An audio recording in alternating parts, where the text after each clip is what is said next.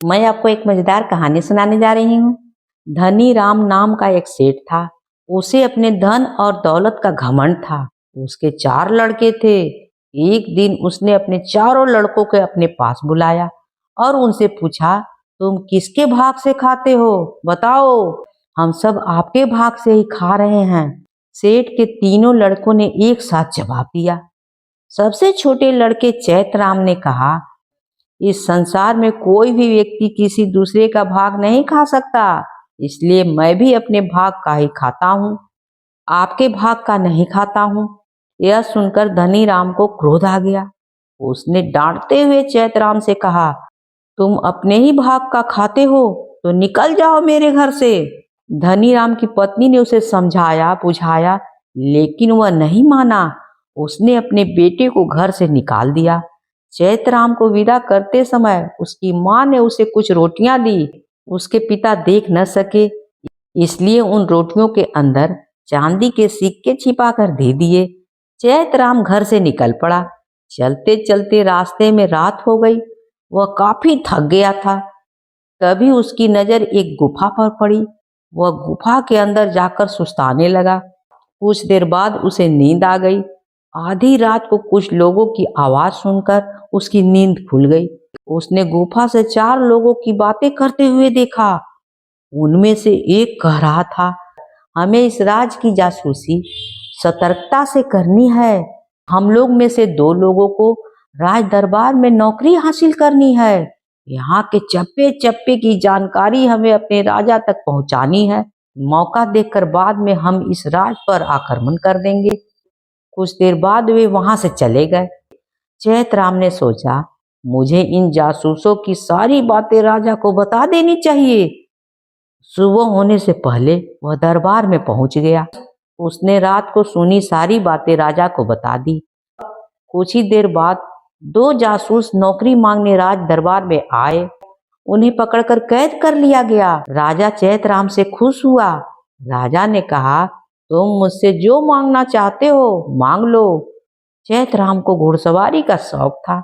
उसने राजा से एक घोड़ा मांगा। राजा ने खुशी खुशी से उसे एक घोड़ा दे दिया। चैतराम उस घोड़े पर सवार होकर आगे चल दिया। उसे भूख लगी तो उसने अपनी माँ की दी हुई रोटियां खाई। चांदी के सिक्कों को भुनाकर उसने अपने लिए जरूरी चीजें खरीदी। रास्ते में उसे बकरी का एक बच्चा दिखाई दिया। वो अपने झुंड से बिछुड़ गया था। चैतराम ने उसे अपने पास रख लिया। बकरी का बच्चा धीरे धीरे बड़ा होने लगा। एक बार चैतराम को रास्ते में ही रात हो गई। कुछ ही दूर पर उसे एक गांव दिखाई दिया। वह घोड़े और बकरे सहित उस गांव में पहुंच गया। उसने गांव वालों से कहा कि उसे एक रात रुकने के लिए कमरा चाहिए। उस गांव वाले लोग दुष्ट स्वभाव के थे। उन्होंने गांव के ऊपर धार में एक मकान बना रखा था। यह खुला मकान था। इसमें दरवाजे और खिड़कियां हमेशा खुली रहती थीं। रात को वहां जो ठंडी हवा आती थी, जो भी यात्री रात के समय इस गांव में आता, गांव वाले ठहरने के लिए उसे इस मकान में ले जाते। रात की ठंड से सुबह वह यात्री मरा हुआ मिलता। वह उसका सामान और पैसे लूट लेते और आपस में बांट लेते। गांव वालों ने चैतराम की व्यवस्था उसी मकान में कर दी। पहले तो सब ठीक रहा। ज्यों ही रात गहराने लगी, तेज ठंडी हवाएं चलने लगी। आधी रात को ठंड बहुत बढ़ रही थी। आधी रात को ठंड बहुत बढ़ गई थी। इस ठंड में कैसे जीवित रहा जा सकता है? इस पर चैतराम ने अकल दौड़ाना शुरू कर दिया। उसे मकान में एक हाथ की चक्की दिखाई दिया। उसने इसे हाथ से चलाना शुरू कर दिया। चक्की चलाते चलाते वह पसीने से तरबतर हो गया। उसने सारी रात इसी तरह काट दिया। रात खुलने पर गांव के ठग वहां आ गए। चैतराम को जिंदा देखकर उनके आश्चर्य का ठिकाना नहीं रहा। वे बोल पड़े, अरे तुम जीवित कैसे हो? बताओ, मेरे ठंड में जीवित रहने का राज यह बकरी है।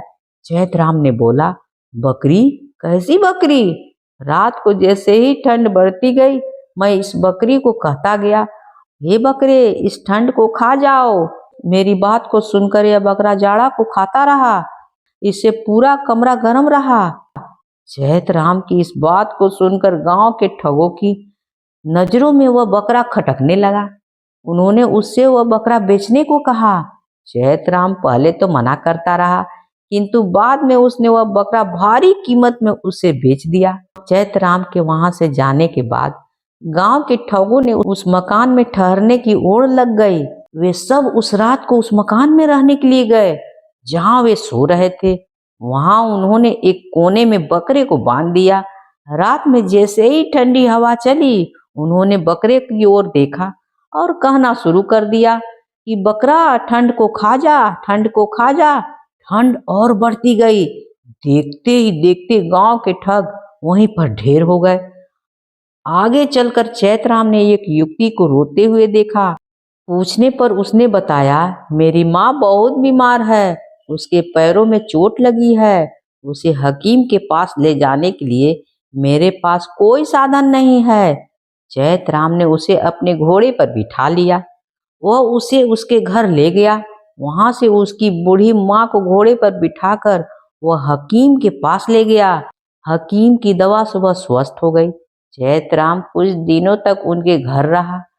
बुढ़िया ने अपनी लड़की का ब्याह चैतराम से कर दिया। चैतराम अपनी पत्नी के साथ घर वापस आ गया। घर पहुंचकर उसने देखा कि उसके माता पिता बूढ़े हो चुके हैं। उनमें अब काम करने की ताकत भी नहीं रही। उनके तीनों भाई गरीबी में जीवन व्यापन कर रहे हैं। चैतराम को देखकर उसके पिता बोले, बेटा, तूने सच कहा था। इस संसार में हर व्यक्ति को अपने भाग का ही खाना पड़ता है।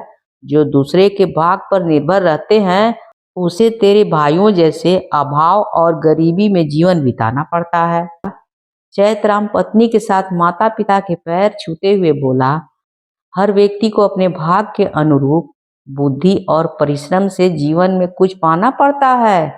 मैंने जो भी पाया अपने भाग्य और परिश्रम से पाया है, किंतु आपके दिए हुए चांदी के सिक्कों ने मेरी बहुत सहायता की थी। सिक्कों वाली बात धनीराम अभी भी कुछ नहीं समझ पाया था, लेकिन उसकी माँ की मुस्कुराहट बता रही थी कि उसे यह बात अभी भी याद है। अगर कहानी अच्छी लगी हो तो please like share and subscribe जरूर कीजिएगा। कहानी होती है समाप्त।